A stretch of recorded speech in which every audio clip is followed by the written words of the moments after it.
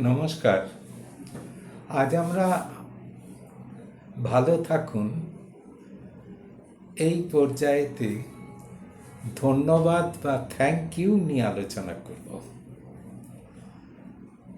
কাউকে সৌজন্যবোধের জন্যে হয়তো তিনি কিছু উপকার করেছেন, অথবা কোনো সাহায্য করেছেন, অথবা সহযোগিতা করেছেন, তার জন্য আমরা তাকে ধন্যবাদ জানিয়ে থাকি।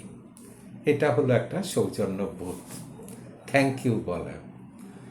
লক্ষ্য করবেন যে আশপাশের অনেক রকম মানুষ রয়েছেন, বিশেষ করে আমাদের দেশে এটা আমি লক্ষ্য করেছি যে কাউকে কিছু সাহায্য করলে বা সহায়তা করলে হয়তো একটু হাসলেন, কিন্তু খুব সহজে ধন্যবাদ জানানো, থ্যাংক ইউ বলা এটা করেন না।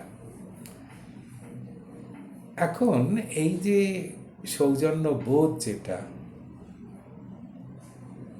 সেটা কিন্তু বড় বয়সে একটা ছেলে বা মেয়ে যখন পরিণত হয়ে গেল, তখন আর নতুন করে খুব একটা শেখানো হয় না বা যায় না। এটা কিন্তু বাবা মা ছোট বয়স থেকেই বা অভিভাবক বা স্কুলের শিক্ষক শিক্ষিকারাও শিখিয়ে থাকেন। কোনো শিশুকে কোনো একটা কিছু দিলেন, অথবা তাকে প্রশংসা করলেন, অথবা তাকে কোনো কাজে একটু হেল্প করে দিলেন, সহায়তা করলেন, তখন ধন্যবাদ জানানো, এটা যে সহায়তা করছে বা সাহায্য করছে, যে এগিয়ে এসে কিছু সহায়তা করেছে, তাকে যে ধন্যবাদ জানাতে হয়, থ্যাংক ইউ বলতে হয়, এই সৌজন্যবোধের শিক্ষা এটা কিন্তু লেখাপড়ার মতন ছোট বয়স থেকেই ছেলে মেয়েদের শেখাতে হয়। তারা যদি থ্যাঙ্কফুল হয়, অর্থাৎ মানুষকে ধন্যবাদ জানাতে শেখে, ধন্যবাদ বলতে শেখে, তাহলে কিন্তু তারা খুব সুন্দর ভালো ব্যবহারও অন্যদের কাছ থেকে পেয়ে থাকে। কারণ যাকে ধন্যবাদ জানানো হয় তিনি অত্যন্ত খুশি হন।